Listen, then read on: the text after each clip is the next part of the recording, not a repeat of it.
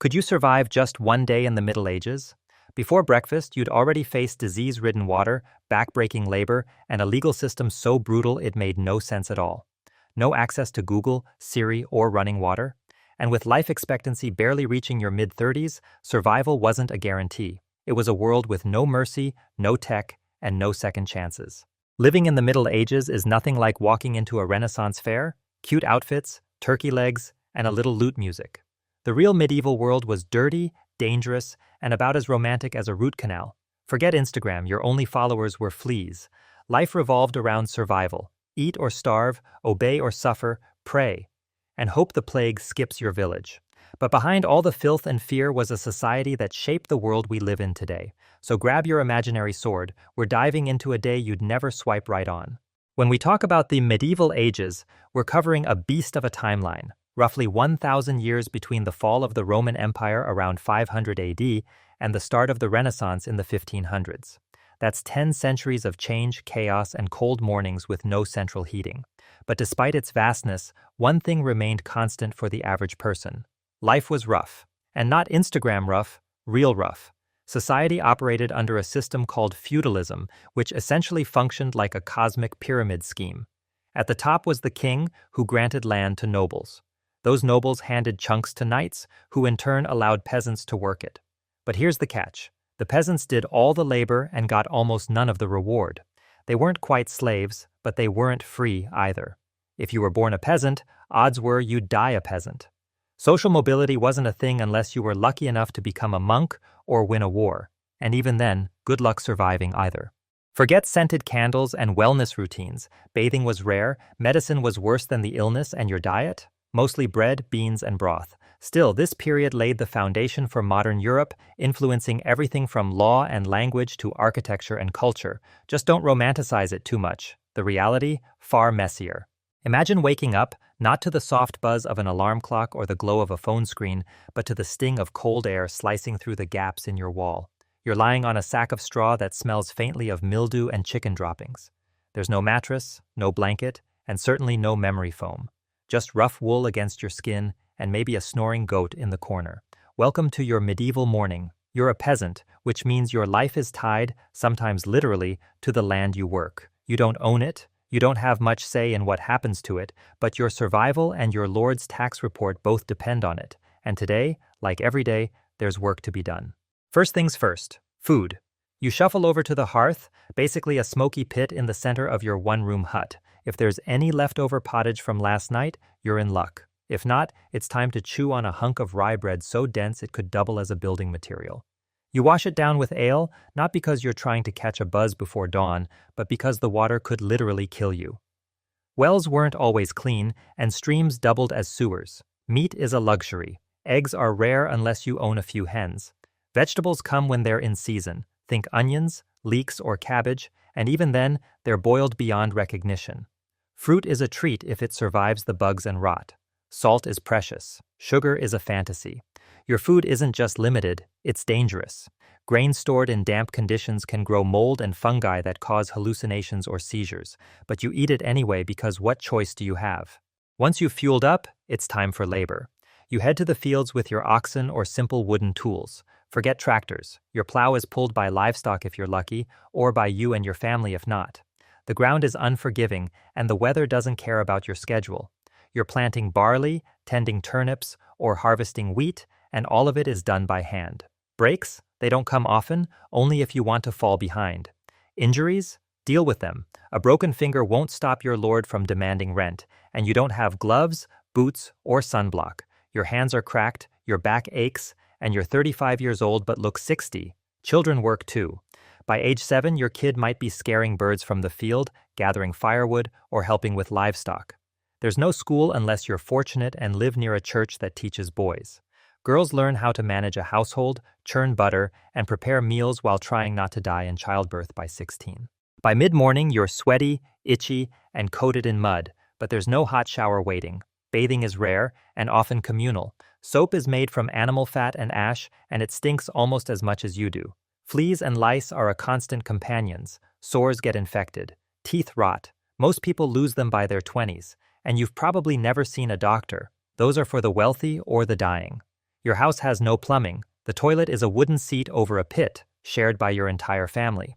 You wash your hands when you can, but clean water is scarce and the concept of germs hasn't been invented yet. Disease spreads fast and it doesn't discriminate. After a long day of work, the last thing you want is to get dragged into court. But in the Middle Ages, justice didn't work like today. If someone accuses you of theft, you might be subjected to trial by ordeal. This could mean carrying a red-hot iron or being dunked in water to see if you float. If you survive and your wounds heal cleanly, congratulations, you're innocent. If not, well, you weren't worth saving. There's no jury, no lawyer, just the local lord or his appointed official. Punishments include whipping, branding, mutilation, or hanging. And they're often public because shame is part of the sentence. Peasants could be punished for hunting in noble forests, for gossiping about the church, or even for missing too many Sundays at Mass. Your rights? Practically non-existent. Modern folks complain about a bad Wi-Fi signal during a thunderstorm. In the Middle Ages, the weather could literally kill you. A harsh winter led to frozen crops, dead livestock, and widespread starvation. A dry summer? Same result. If your food stores ran out, you might be forced to eat bark, boil grass, or simply starve. There are recorded famines where entire villages perished. Floods could ruin homes, lightning might strike your thatched roof and burn everything you own. There's no weather forecast. You learn to read the sky or rely on church bells to warn of disaster. When natural disasters hit, people believed it was God's punishment, and fear added to every gust of wind. By evening, your body is exhausted. Your mind? Numb. But don't expect Netflix or TikTok to help you wind down. Entertainment comes in the form of tavern gossip, a game of dice, or listening to a bard if one's traveling through. You have no clock, no electricity, no phone, and no idea what's going on more than a few miles from your village. News travels by word of mouth. Books are handwritten, rare, and often locked inside monasteries. If you're lucky, someone in your village can read, probably the priest. There's no mental health break, no social media to vent on, no vacation. If you're depressed or anxious, it's chalked up to sin or spiritual weakness. You keep going, because what's the alternative? As the sun sets, you eat whatever's available, usually more pottage or bread, and collapse onto your straw pile. Maybe someone plays a flute or sings a hymn. Maybe there's silence interrupted only by coughing, snoring, or a baby crying. You pray you wake up, because tomorrow, it starts all over again. If you thought the daily grind was tough, the world beyond your village walls was even worse. The Middle Ages weren't just hard, they were hostile. Danger didn't knock politely, it kicked the door down, often wearing armor, carrying disease, or wrapped in divine punishment. Survival wasn't just about working hard, it was about dodging death at every turn. Let's start with the plagues. Most famously, the Black Death swept through Europe in the mid-1300s, wiping out an estimated one-third of the population. That's not an exaggeration. Entire villages were erased from existence. People died so fast that there weren't enough living hands to bury the dead, and peasants had no doctors, no quarantine plans, and no real understanding of what caused it. Many believed it was punishment from God. Others blamed witches, the stars, or simply bad luck. And when the fear got too high, so did the violence, blaming minorities, scapegoating travelers, and sometimes turning on each other. Then came famine. One bad harvest could doom hundreds. Crops failed from frost, floods, or droughts, none of which you could control. The winter of 1315 was so cold and wet that Europe plunged into a great famine lasting nearly 3 years.